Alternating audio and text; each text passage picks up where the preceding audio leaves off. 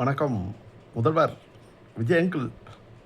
Vijay bro ஒரே ஒப்பாரி போல கரூரில். ஒப்பாரி அப்படி ஒரு ஒப்பாரி. ஏன் என்னாச்சு உங்களுக்கு? எது நோய் எது இருக்குமா உங்களுக்கு? நல்ல டாக்டரை பாருங்களேன். ஏதோ ஒரு நோய் இருக்குது உங்களுக்கு. நீங்கள் எதுக்கு போனீங்க முதல்ல? உங்களால் ஒரு 41 பேர் செத்தாங்க. அவங்க செத்தவங்க வீட்டுக்காரங்களை கூப்பிட்டு பனையூரில் காசு கொடுத்தீங்க, பணம் கொடுத்தீங்க, அவங்க வாயை அடைச்சிங்க. கொஞ்சம் கூட சிந்தனையற்ற மக்கள் ஆக்கி விட்டீங்க. தற்குறிகள் ஒரு ஒரு தற்குறிகள் கூட்டத்தை உருவாக்கி வச்சுருக்கீங்க மிஸ்டர் விஜய் அங்கிள். அப்படி இருக்கையில் நீங்கள் முதல்வர் ஆயிட்டீங்க. அது தெரியுதா இல்லையா உங்களுக்கு? எனக்கு சிரிப்புனா தாங்க முடியலை. அதெல்லாம் நிறைய பேர் கோவப்பட்டுட்டு இருக்காங்க உங்கள் வீடியோவை பார்த்துட்டு. திமுககாரங்கெல்லாம் கையில் கிடச்சா அவ்வளோதான் அப்படி இப்படிலாம் பேசிக்கிட்டு இருக்காங்க. அந்த அளவுக்குலாம் நீங்கள் ஒருத்தர் இல்லை. எனக்கு சிரிப்பு தாங்க முடியலை. ஏன்னா நீங்கள் முதல்வர். ரெண்டாவது இது ஷூட்டிங் இல்லை. இது நீங்கள் ஆறுதல் சொல்கிறதுக்கு போனீங்க. ஆறுதல் ஒரு வார்த்தை சொன்னீங்களா அவங்கள்ட்ட? இந்த கலாட்டா மீடியாலாம் இருக்கானே, ஏண்டா உங்களுக்கெல்லாம் அப்படியா பெஹினூட்ஸு கலாட்டா அந்த தந்தி அப்படியாடா உங்களுக்கெல்லாம் சோறு திங்கணும்? வேறு தொழில் இருக்குல்ல பைபாஸில், அதை போய் பண்ணுங்களேடா. அப்படியே இவங்களாம் பிஜிஎம்லாம் போட்டு எந்த முதல்வருக்காச்சும் பண்ணியிருக்காங்களா? புதிய தலைமுறையும் வந்தார், கிளம்பிட்டார், நிற்கிறார், கையை தூக்கினார், பேண்டை போடுறார், ஜட்டி போடுறார். என்னங்கடா இதெல்லாம்? உங்களை விட்டாங்களாடா ஃபஸ்ட்டு? வெக்கமா இல்லை ஊடகங்களா? உங்களுக்கெல்லாம் வெக்கமா இல்லை? சரி, ஊடகங்களை கழுவி ஊற்றுனா ஒரு பிரயோஜனம் இல்லை. அவங்க வயிற்று பழப்பு என்ன பண்ணுறது? ஜாலரா அடித்து தான் ஆகணும். அதுக்காக இந்தளவுக்கு கேவலமாக இதுக்கு முன்னாடிலாம் ஊடகங்கள்லாம் இல்லை, ஆகிட்டானுங்க. சரி விஜயங்கள், நீங்கள் இப்போ சிஎம்னா என்னன்னு தெரியல. முதல்வர், நாட்டுடைய முதல்வர். திமுகவிலேருந்து மரியாதைக்குரிய ஸ்டாலின் அவர்கள் உங்களுக்கு எம்எல்ஏலாம் கொடுத்து உங்களுக்கு ஆதரவு அளிங்க, பாவம் சிஎம்மாக இருக்கட்டும்னு சொல்லி உங்களை சிஎம் ஆக்கி விட்ருக்காரு. நீங்கள் சிஎம். அதனால் ஆறுதல் சொல்ல போனால் அந்த குடும்பத்தை பார்ப்போம், எல்லாருடைய ஃபோட்டோ வைப்போம், கீழே மலர் விளைய வைப்போம், இல்லைன்னா பூக்களை தூவோம், ஒரு 5 நிமிஷம் மௌனமாக இருப்போம், 5 வினாடிகள் மௌனமாக இருப்போம், ஒரு கண்ணு கலங்கலாம், ஒரு வருத்தப்படலாம், அவங்கள கூப்பிட்டு ஆறுதல் சொல்லலாம், மைக்கில் பேசலாம். எதுவுமே இல்லை. அங்கே போனது, கரூருக்கு போனது இப்போ எதுக்குன்னா இவ்வளோ நாள் போகிறதுக்கு பயம். இப்போ போனது என்னென்னா பிரச்சாரத்துக்கு, இடைத்தேர்தல் வரும்னு பிரச்சாரத்துக்கு போயிருக்காப்புல ஆள்.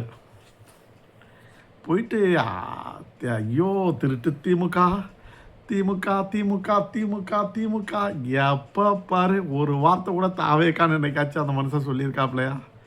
தன்னுடைய கட்சி பேரே ஒரு தலைவர் என்ன பண்ணுவாங்க, இப்போ ஸ்டாலின் அவர்கள்லாம் பேசுனா திராவிட முன்னேற்ற கழகம் அப்படின்னு பேசுவார். அப்படி இருக்கும். கலைஞரின் உடன்பிறப்புகள் அப்படி பேசுவார். அப்படி இருக்கும்.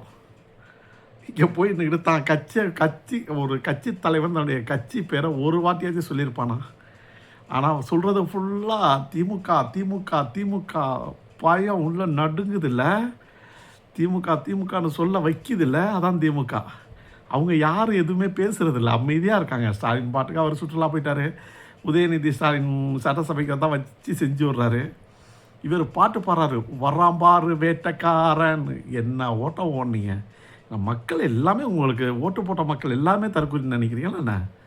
தற்கொலைகளை பெற்றவங்க இருக்காங்க. தற்கொலையுடைய பாட்டம் போட்டிகளாம் சரி, புல்லை அறுத்துக்கிட்டு செத்து போயிருவேன், கழுத்தை அறுத்துக்குவேன், கண்ணை குத்திக்குவேன், காதை மூக்கை நோண்டிக்குவேன், காதை உள்ளே விட்டு நோண்டி இந்த சைடு குச்சை எடுத்துருவேன் இப்படிலாம் சொன்னதுனால சரி செத்து தொலைஞ்சிட வேண்டாம் அப்படின்னு சொல்லிட்டு ஓட்டு போட்டாங்க. ஒன்றையாகவும் வச்சுக்கோங்க, நீங்கள் தோற்று டிஎம்கே ஆட்சிக்கு வந்துருந்துச்சுன்னு வச்சுக்கோங்க, எத்தனை பேர் செத்துருப்பாங்க தெரியுமா உங்கள் கட்சியில்? நீங்கள் போய் உங்களை பார்க்குறதுக்கு முண்டி அடிச்சுட்டு 41 பேர் செத்தாங்க, அது வேறு விஷயம். நீங்கள் தோற்று இருந்தாக்க, ஏன்னா அவ்வளோ பேரும் தற்கொலைகள் எல்லாம் 76 79 காலத்துக்கு போயிட்டாங்க. இப்போ சிந்திக்கிற திறனற்ற போயிட்டாங்க உங்கள் கட்சியில் உள்ளவங்க தான். அதனால் ஓட்டு போட்ட எல்லாரும் தற்கொலை நாங்கள் சொல்ல மாட்டோம். ஆனால் தற்கொலைகள்லாம் நிறையா வச்சுருக்கீங்கல்ல. ஓட்டு போட மிரட்டுறதெல்லாம் தற்கொலை தானே.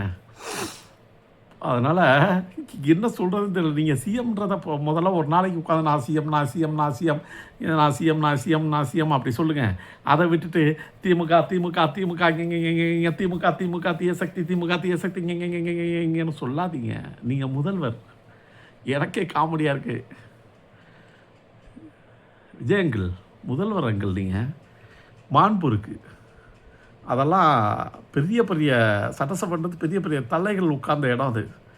உங்களுக்கு ஏதோ ஒரு நேரம் எங்கேயோ ஒரு துணுன்னு மச்சம் இருந்திருக்கு, ஒரு தற்கரி கூட்டம் அவங்கள சுற்றி இருந்ததுனால வந்துட்டீங்க. அதை சரியாக பயன்படுத்துங்க. உங்களெல்லாம் ஒரு ஆளாகவே மதிக்கலை நாங்கள்லாம். ஒரு இவ்வளோ இந்திக்காரெல்லாம் சிரிக்கிறான் அன்னைக்கு. யார் அவனுங்களை பார்த்து நம்ம சிரிச்சுக்கிட்டு இருக்கோம். சினிமாக்காரனுக்கு போய் ஓட்டை போட்டு முதல்வர் ஆக்கி வச்சுருக்காங்க. நீங்கள் என்னடா எங்களை சொல்கிறீங்கன்னு எந்த இந்திக்காரனும் மதிக்க மாட்டேன்றான், சிரிக்கிறாங்க. அதனால் இங்கே திமுக திமுக திமுக திமுக திமுகன்றதை விட்டுட்டு ஆக்கப்பூர்வமாக எழுதி தர சொல்லுங்கள். எழுதி தர்றவன் எவனே தெரியல, அவனை ஃபஸ்ட்டு பார்க்கணும். அந்த முட்டா பயலை பார்க்கணும். என்னடா இது டேய் ஷூட்டிங் கடை எழுதி கொடுக்குறேன் முட்டா பயலை எழுதி கொடுக்குறவனை ஷூட்டிங் கடை எழுதி கொடுக்குறேன். செத்தவங்கடா 41 பேர் செத்துருக்காங்கடா. ஒரு குடும்பத்தில் இழப்பு. நம்ம வீட்டில் ஒரு இழவு விழுந்துச்சுன்னா அந்த இழப்பு எப்படி இருக்கும்? 20 லட்ச ரூபா கொடுத்து நீ அதுக்கு மேலே தெரியாமலாம் எவ்வளோ காசு கொடுத்து அமைக்கிருப்பீங்க. இப்போ பதவியை தூக்கி கொடுக்குறீங்க. என் வீட்டு பிள்ளைங்க ராத்திரி பகலாக படிச்சுட்டு உட்காந்துருக்குங்க, வேலை கிடைக்காம கடனை வாங்கி வச்சுட்டு உட்காந்துருக்குங்க. படிச்சுட்டு வேலை கிடைக்காம அரசு வேலைக்காக ராத்திரி பகலாக உட்காந்து படிச்சுக்கிட்டு இருக்குங்க. இது ஒன்றுமே இல்லை. எவன் அப்போ வீட்டு காசில் நீ வேலை கொடுக்குற? நீ முதல்வர்னாக்க என்ன வேணாலும் பண்ணிடுவியா? என்ன அங்கிள் இதெல்லாம்? ஒய் ப்ரோ, சரியில்லை ப்ரோ, இதெல்லாம் சரியில்லை. சிந்திக்கிற திறன் வேணும். சாக்ரடீஸ் கேள்விப்பட்டிருக்கீங்களா? கிரேக்க பேரரசு சாக்ரடீஸும் இங்கே தந்தை பெரியார் போட்டோவில் வச்சுருக்கீங்கள, சும்மா பேருக்காக, ஊரை ஏமாத்துறதுக்காக. தந்தை பெரியார் தான் உலகத்திலேயே ஒரு தத்துவத்தை சொல்லியிருப்பாங்க.